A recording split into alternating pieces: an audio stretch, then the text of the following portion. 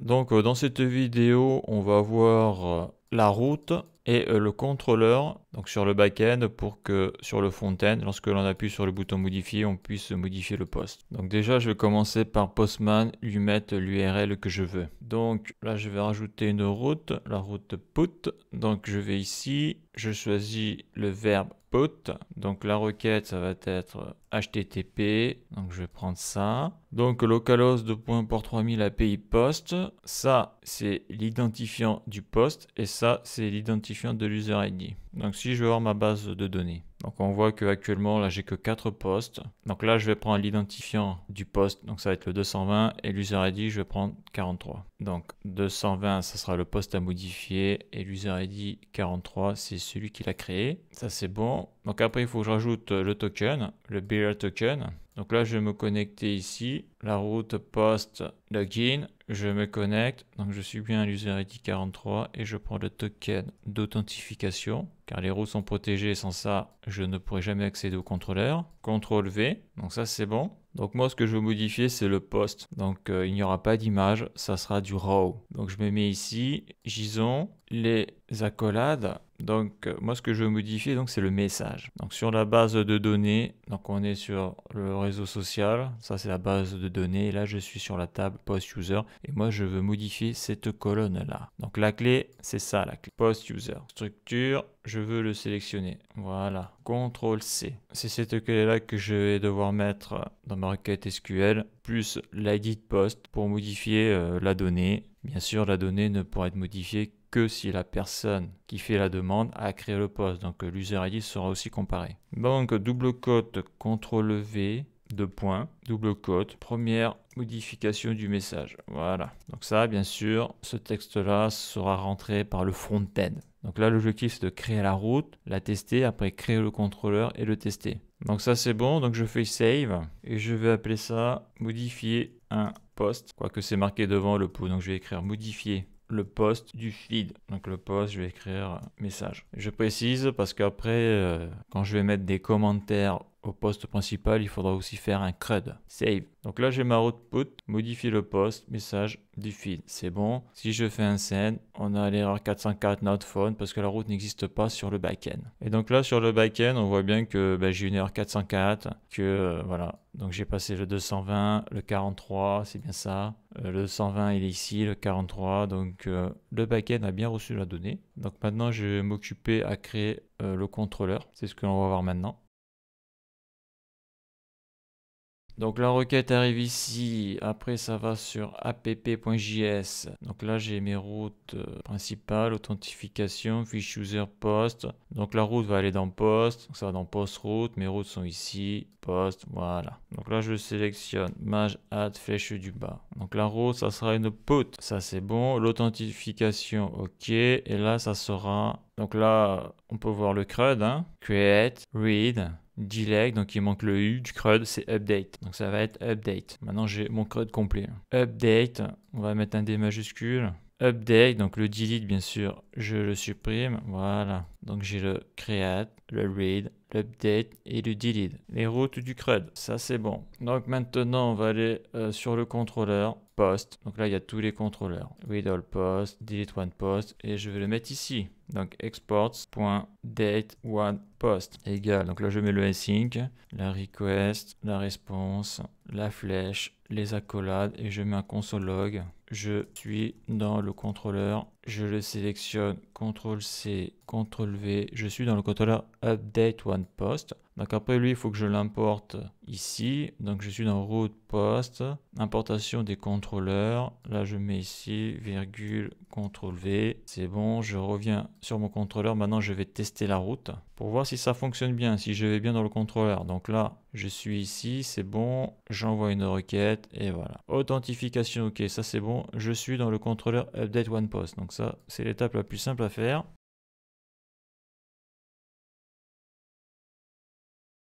Donc maintenant, moi je vais vouloir récupérer dans la requête qui est envoyée par Postman, donc ça sera la requête qui sera envoyée par le front-end, et je veux récupérer l'user ID, l'ID de fiche et le nouveau message qui est envoyé dans la requête qu'il va falloir après envoyer dans la base de données pour écraser l'ancien. Voilà. Donc, déjà un commentaire. On va commencer par l'ID de post-user. Donc, aller chercher. Donc, l'ID post-user, c'est celui-là. Est-ce que je peux sélectionner? Non, il faut que je tape sur structure, ID post-user. Voilà, parce que lui, il est unique. Dessus, il y a la clé primaire. Et lorsque je vais faire ma requête, je vais d'abord aller récupérer l'ID du message à modifier. Donc là, je fais CTRL-V, aller chercher ID post-user pour savoir quel message il faut modifier. Donc là, cet ID, il vient ici, là, c'est le 220. Là. Il est passé ici dans l'URL. Ça, c'est le message que je dois modifier. Donc, il est dans les params. Donc, const, je vais faire CTRL-V, je vais l'appeler ID underscore post underscore user égale, donc la request.params, et il est dans ID, point virgule. Donc après, je contrôle ça, console log, et je vais écrire CTRL-V, ID post user, un console log, le point, voilà. Donc là, je contrôle, donc je dois récupérer le 220, je fais un send, et on voit que ici, ID post user, j'ai bien récupéré 220, donc ça c'est bon.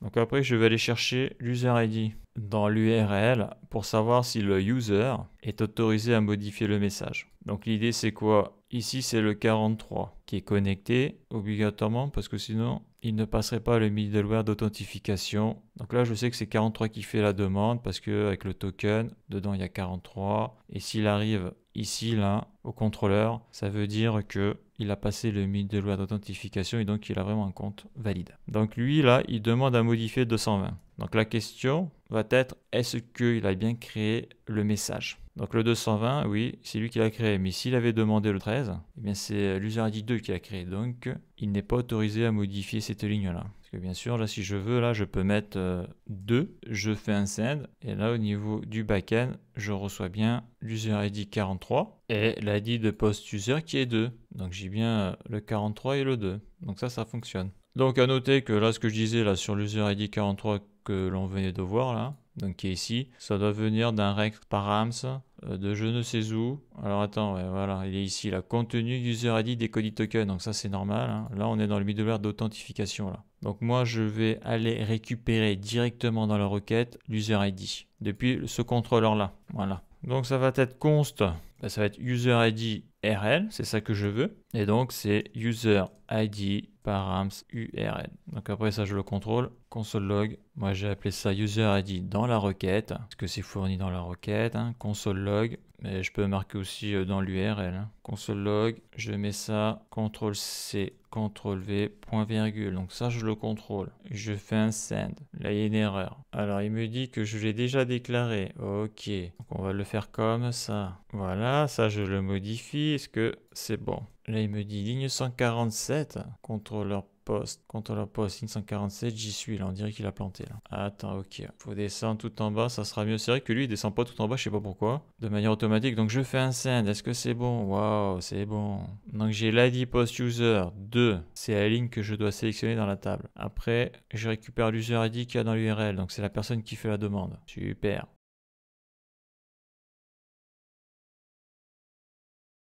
Donc maintenant, il va falloir que j'aille sur la base de données pour récupérer le message qui doit être modifié pour récupérer l'user ID de la personne qui a créé le message. Et après, je ferai la comparaison entre la personne qui a créé le message et la personne qui demande à modifier le message. Si les deux utilisateurs ne sont pas identiques, ça sera refusé. Si les deux utilisateurs sont identiques, alors il pourra modifier le message. Donc il y a un contrôle. Alors déjà, je vais mettre un try et un catch, car il va y avoir plusieurs requêtes maintenant à exécuter. Donc catch, je catch l'erreur, et là je mets res.status, erreur serveur, erreur 500, .json, les parenthèses, les accolades, error, majaltf, voilà. Donc ça c'est bon. Donc là je vais y mettre un commentaire et récupérer le message pour comparer l'user ID dans le message, stocké dans la base de données avec l'user ID qui fait la demande. Donc cette requête là on l'a déjà vu hein, sur les contrôleurs précédents.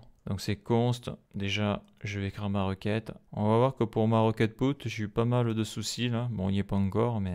Donc pour pas faire de faute, je vais sur SQL. Ça, je l'agrandis. F12, élément, je sélectionne. Je vais sur la font size, je mets 25 pixels. Voilà. Donc je suis bien sur la table post user. Je veux select. Donc je veux récupérer l'user ID de la personne qui a créé le message. Donc ça, je le vire. Post user ID, ça m'intéresse. Tout ça, je le supprime. Donc je veux récupérer l'user ID de la table post user where, donc je vais pour ça utiliser l'id de post égale, alors je sais plus celui-là il existe ou pas, je me souviens plus, je fais un CTRL C, si je fais exécuter, il a retourné un résultat vide. Ok, donc on va prendre l'id de poste numéro 13. Ok, je recommence SQL. Là, je sélectionne CTRL V. Donc là, je veux le 13, la ligne 13, quoi, l'id 13 du poste exécuté. Donc sur l'id de poste 13, l'user ID c'est 2. Donc 13, ok, c'est bien 2, donc ça fonctionne. Donc là, j'ai ma requête. D'ailleurs, je vais la mettre ici en commentaire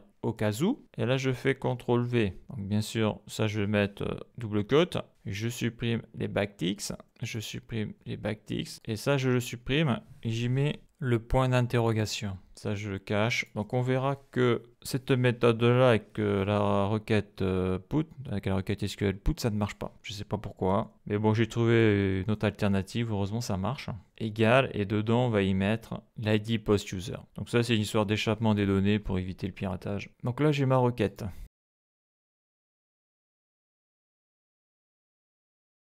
Donc après, l'envoi de la requête vers le serveur SQL, j'ai envie de dire. Quoique je marquais la base de données, mais c'est un serveur. C'est-à-dire que la base de données, pour qu'elle fonctionne, il faut un serveur SQL. Donc là, je vais reprendre ce que l'on a vu sur d'autres contrôleurs. Donc je vais mettre le wait, my SQL connection, .query, les parenthèses. Donc là, on voit qu'il marque que le wait n'est pas utile ici. Mais je vais le laisser parce que je ne sais pas pourquoi il me dit ça. Donc après, bah là, je mets ma requête SQL qui est dans la variable ici. Ça, c'est bon. Virgule. Après, bah, j'y mets le tableau de values. CTRL C, CTRL V. Donc l'idée, c'est quoi? C'est que quand il y a un point d'interrogation, là, ça va chercher ce qu'il y a dans le tableau, là. Et donc ça, il faut que ça soit dans un tableau. Et après, donc, la fonction. Dedans, il y a deux arguments, error, values, results. Donc si, donc error, les accolades, donc response.status 500.json error. D'ailleurs là sur le contrôleur du dessus, je m'étais trompé là sur le delete one. J'avais écrit res.json, j'ai oublié le status. Je vais mettre 500 error server. C'est-à-dire qu'il y a une erreur dans la requête et ça plante. Voilà. Il y a toujours un status dans la réponse du serveur. Donc ça c'est bon. Là, qu'est-ce qu'il y a écrit là? Bon, ok, si tu veux. Voilà, on va le faire comme ça. Quoique non, j'ai toujours fait ça comme ça, ça a toujours bien marché. Donc, je vois pas pourquoi il me dit ça. Bon, je vais laisser ça comme ça, on verra plus tard. Parce que des erreurs, je vais en avoir, c'est sûr. Else. Donc, si c'est bon, donc là, je vais écrire console log. Alors, données récupérées pour comparer user ID RL et user ID. Donc moi j'essaie de faire des commentaires le plus clair possible parce que si je dois y revenir dans plusieurs semaines ou voire pire dans plusieurs mois, on a vite fait de plus savoir où on habite. Et là je fais un console log de results. Donc si je fais un send, qu'est-ce que ça fait? Error. Error car j'ai 500 là. Error serveur, pourquoi? Parce que alors j'efface cet espace là, c'est peut-être ça, voyons. Je fais un send. Alors, est-ce qu'il existe bien là Ah ouais, il n'existe pas. Ouais, c'est pour ça que ça marche pas. Ouais. Donc là, par exemple, je vais prendre, allez, je vais reprendre le 220 parce que l'user ID c'est 43. Donc 220, lui, il existe. Et je fais un send. J'ai bien l'ID de poste 220, l'user ID 43. ID de poste 220, user ID 43. Donc là, il y a un problème avec la requête. Voyons, je fais ça, j'enlève l'espace. Ok, donc l'erreur elle est ici. Could not find name. Ouais, j'ai changé le nom. Ouais. CTRL C. Ça arrive qu'on fait des vidéos comme ça. CTRL V. Voilà, ça marchera mieux. Je fais un send. Ça plante. Alors, déjà, un truc qui me plaît pas là, je vais faire ID post user comme ça. CTRL C, CTRL V, CTRL V. Je fais un send. Je descends. Donc l'erreur, problème de parseur. Error is not defined. Alors ça, ok, super. J'ai mis un S. Voilà, là ça va marcher maintenant. Donc on voit qu'il ne faut pas grand chose. Hein. Donc là, on a récupéré le post user, l'user ID. Là, il me dit données récupérées pour comparer l'user ID et l'user ID post. Donc c'est bien le 43, ok. Donc là, si je mets 2, cancel. Alors le 2 n'existe pas et c'est 13. Là, je vais mettre 13. Je vais récupérer l'user ID de la ligne. J'envoie et donc c'est 2. Et donc oui, l'user ID c'est bien 2 pour l'ID de poste 13. Ok, donc ça c'est bon, ça fonctionne. Super.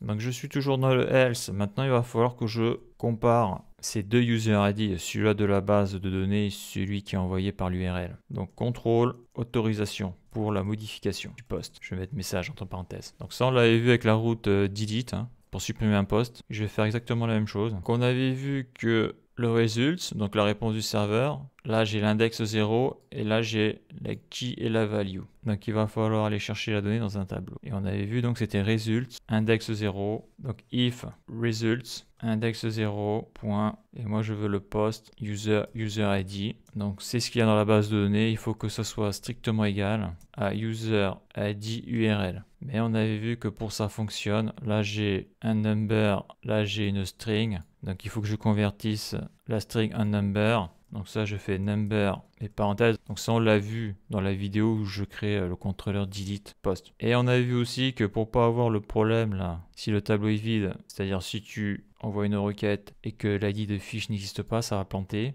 le serveur. Il fallait faire results.length et il faut que la taille du tableau soit supérieure à 0, donc on peut faire différent de 0. Ce que j'avais fait dans le contrôleur précédent, strictement différent de 0. Et si ça c'est bon, alors tu exécutes le code là. Donc ça c'est la condition, je mets les accolades. Donc si tu passes cette condition là, bah, ça veut dire que c'est toi qui as créé le post, donc tu peux le modifier. Console log, donc ça c'est pour le debug.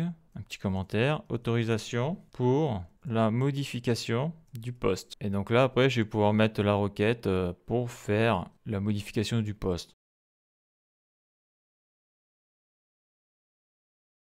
Mais déjà, il faut savoir ce que l'on veut envoyer, donc il faut récupérer ce que je transmets dans la requête comme message à modifier. D'ailleurs, j'ai oublié de le prendre ici. Je récupère l'ID de poste, je récupère l'user ID et je vais récupérer, je vais le mettre maintenant, et récupérer le contenu du body de la requête, car dedans il y a le message à modifier. Voilà, ça je ne l'ai pas fait, j'ai oublié, mais j'ai besoin de ces trois éléments là pour faire la requête SQL. Donc je vais appeler ça const message.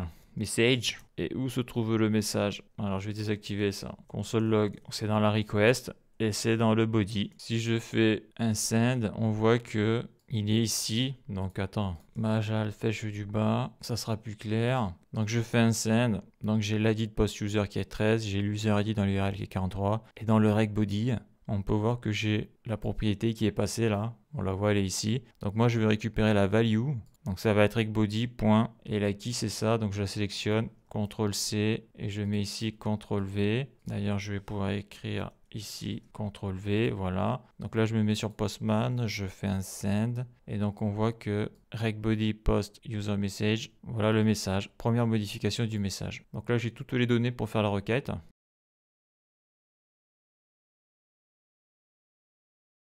Alors, je vais écrire la requête pour faire la mise à jour du message du post sur la table qui s'appelle post user. Donc là, pour faire cette requête là, j'ai utilisé la même technique ici. Je mets ma query, je mets ma values et après je fais MySQL connection.queries. Et on va voir que ça ne fonctionne pas. Bon, je vais le faire pour l'exemple parce qu'après on jetera un œil vite fait à la documentation et c'est vrai que c'est un truc que j'ai pas compris pourquoi ça ne marche pas avec la méthode qui est indiquée dans la doc. Donc c'est classique, je fais const query SQL, double quote, on peut mettre double quote, simple quote ou backtick, ça marche quand même. Par contre, il me faut la requête. Donc la requête, il faut la tester bien sûr sur l'outil là pour tester les requêtes parce que c'est pas la peine d'écrire une requête si ça marche pas dans le contrôleur. Donc tu es obligé de tester ta requête, il n'y a pas de choix, c'est indispensable. Donc je suis bien sur ma table post user. OK, SQL. Donc moi je vais faire un update, mise à jour. Donc je veux update, c'est dans la table post user, c'est bon. Le set c'est définir. Donc moi qu'est-ce que je vais définir? Donc c'est pas l'ID de post user, ça m'intéresse pas. Donc le post user ID, ça m'intéresse pas à modifier ça.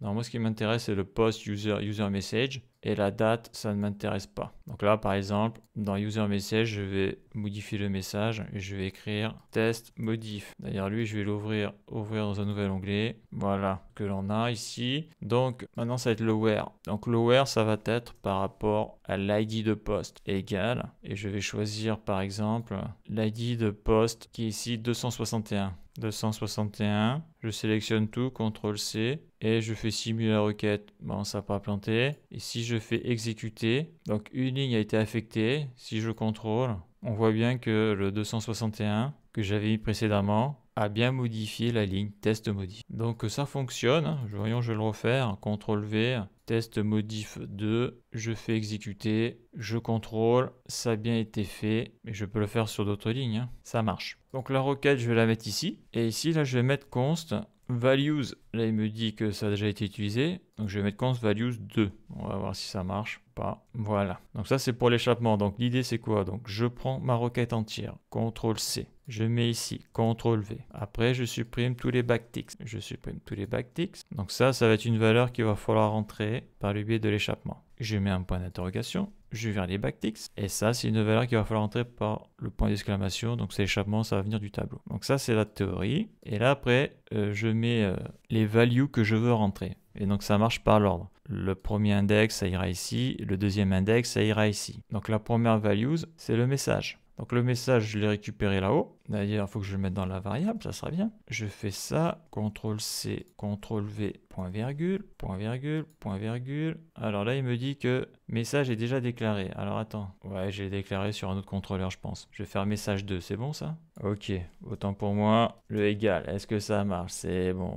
Oui, parce qu'avec la portée des variables, en principe, je suis dans la fonction, ça risque rien. CTRL-C, je vais ici. Là, j'ai le message. Et après, ce qu'il me faut, c'est l'ID de poste. L'ID de poste, il est là-haut. L'ID de poste. CTRL-C, c'est le message que je veux modifier. CTRL-V. Ça, c'est bon. Donc là, j'ai ma requête SQL, j'ai mes valeurs, donc ça correspond à ça. Mais là, c'est en dynamique. Et donc là, la moindre erreur et ça marche pas, hein. Donc après, je fais my SQL connection, parce que là, si je mets un wait, il plante, hein. Point query. Donc dedans, qu'est-ce que je fais? J'y mets ma query SQL, celle que j'ai mise ici, là, virgule, et après, dedans, je mets les values. Si je supprime le 2, ça doit marcher aussi, hein. Donc là, je l'ai viré, c'est bon. Donc après, il y a la fonction là, callback, là. Dedans, on y met error, results, et après, if, les accolades. Donc if error, donc là, il ne faut pas que je me plante, hein. res.status 500.json, error, point virgule, else, les accolades, res.status 200, ça s'est bien passé, point JSON. D'ailleurs, je pense que le 200, c'est pas le bon terme, ça serait plutôt 201. Voilà, il faut creuser là. Result, maj alt F. Donc là, on a vu que pour le moment, tout marchait jusqu'à ici. Donc là, maintenant, il n'y a plus qu'à tester la requête. Donc là, si je fais 1343, ça devrait pas marcher. Alors, j'ai pas de réponse du serveur, ce qui est pas normal. Attends, je vais mettre 220 là. Cancel, send. Voilà, donc déjà là, il y a une erreur. You have an error in your SQL syntax. Voilà. Donc là, le gros souci, c'est que là, j'ai mon premier point d'interrogation, donc il met bien la première valeur du tableau. Et là où il y a mon deuxième point d'interrogation, il devrait mettre la deuxième valeur du tableau et il ne le fait pas. Pourtant, lorsque l'on regarde la documentation, là je suis sur la documentation la MySQL sur NPM. Donc là on a bien le update. Donc là il y a marqué user, set. Donc après il y a les données là. Et là on voit qu'à chaque fois il met un point d'interrogation, pas de souci, virgule. Après dans le tableau il met les values. Et on voit qu'à chaque fois là le point d'interrogation, donc index 0, 1, 2, 3, index 0, 1, 2, 3. Ça marche très bien. Donc moi, j'ai pas fait cette méthode-là dans le sens où j'ai fait plutôt avec ces données-là dans des variables. Mais on voit que ça ne marche pas. Je ne sais pas pourquoi, mais c'est comme ça. Donc là, pour que ça fonctionne, que j'ai réussi à le faire marcher, vu qu'on a bien vu que ça marchait très bien sur l'outil qui permet de faire des requêtes SQL. Et si je le code en dur, ici, là, si je vire les points d'interrogation, ça va marcher aussi. Donc pour que ça fonctionne, eh bien ça, j'ai dû m'en débarrasser. Ça ne marche pas avec ça. Et j'ai dû mettre... Alors attends, je vais faire un CTRL-Z. Je vais désactiver tout ça. Et j'ai dû mettre ma requête comme ça. Je fais un CTRL-C. Et au lieu de la mettre dans une variable, je la passe directement dedans. Bien sûr, il faut que j'y mette double quote, ou simple quote, ça marche aussi, hein. Voilà. Donc après, pareil au niveau des values, eh bien, au lieu de mettre la variable CTRL-C, CTRL-V, je mets directement les données à l'intérieur. Et puis voilà. Donc théoriquement, ça doit marcher. Je fais un send et ça marche. Donc j'ai modifié la 220, j'actualise. La 220, première modification du message, ça marche. Là, je vais marquer deuxième. Je fais un send, je contrôle. Deuxième modification, donc c'est bien le 220, l'user ID 43, ça fonctionne. Donc va savoir pourquoi avec la méthode classique là, de la requête et des données dans une variable, ça fonctionne sur d'autres requêtes et ici là sur le output. Donc l'update, ça ne marche pas. J'en ai aucune idée. Donc attends, je vais faire ça, ça, ça. Ça, c'est pour la lisibilité. Majalt F, voilà. Est-ce que ça marche toujours mon truc? On va faire 3. Je fais un send, ça marche. Je fais un post, super. Donc là par contre, il y avait un truc qui me plaisait pas là. Donc si je lui mets donc 43, le 13 il l'a pas fait. Donc si je mets 13, il devrait me refuser. Là je mets 13, je fais un send. Voilà, donc là il y a un problème avec la requête précédente. Parce que là je devrais avoir une réponse du serveur là, qui me dit vous n'êtes pas autorisé. Alors attends, ouais super. Autorisation, oui mais j'ai oublié le else. C'est sûr que ça risque pas de marcher. Ouais. Donc là c'est bon, ok. Là je vais ici, et oui non mais j'ai oublié le else là. Que je me plante pas d'accolade. Que là c'est dangereux. Parce que if il est ici, donc le else il doit être là. Ouais. Ok. Eh oui, il faut que je fasse console log. Dans ce cas-là, vous n'êtes pas autorisé à modifier le post. Donc ça c'est pour la console. Ça c'est pour l'affichage sur le côté. Donc maintenant je vais faire une réponse du serveur res.status. Donc forbidden, interdit, pas autorisé, c'est 403.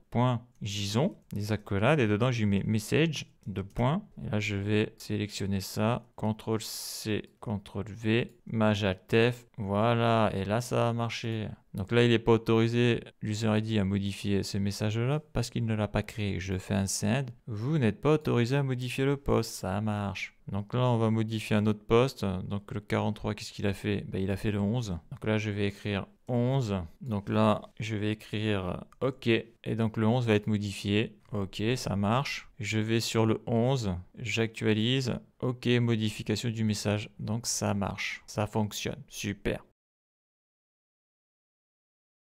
Donc dans cette vidéo, on a vu la route et le contrôleur pour pouvoir modifier donc les messages dans la base de données là, par rapport au poste qui sera sélectionné là, avec le bouton modifier. Donc maintenant que le backend est prêt, qu'il est opérationnel, que la route est fonctionnelle, il n'y a plus qu'à implémenter tout ça pour faire la modification sur le front-end. Hein. Donc là aussi, ça peut être compliqué. Hein. Il faut cliquer sur le bouton, il faut que l'affichage change pour modifier les données, et après il faut envoyer tout ça. Donc j'avais déjà fait avec la fiche utilisateur, mais j'avais pas mal galéré. D'ailleurs, je ne sais pas pourquoi la photo a été supprimée. Alors j'ai remis une photo, c'est bon. Alors je voulais rajouter un petit complément d'information rapide là. C'est que lorsque tu fais tes requêtes SQL, il faut faire très attention avec les requêtes de type update et delete. C'est que si tu te plantes, ça a été mon cas ici, au lieu de faire la mise à jour que d'une ligne de la colonne post user message, j'ai écrasé donc sur la colonne post user message toutes les lignes. Donc voilà, donc s'il y a des données sensibles sur la table, avant de faire des requêtes SQL du type update ou delete, eh bien il faut absolument faire une sauvegarde de la table car ça va très vite, l'erreur de requête. Et quand les données sont écrasées, c'est irréversible. Donc voilà pour cette vidéo, la suite dans le prochain épisode.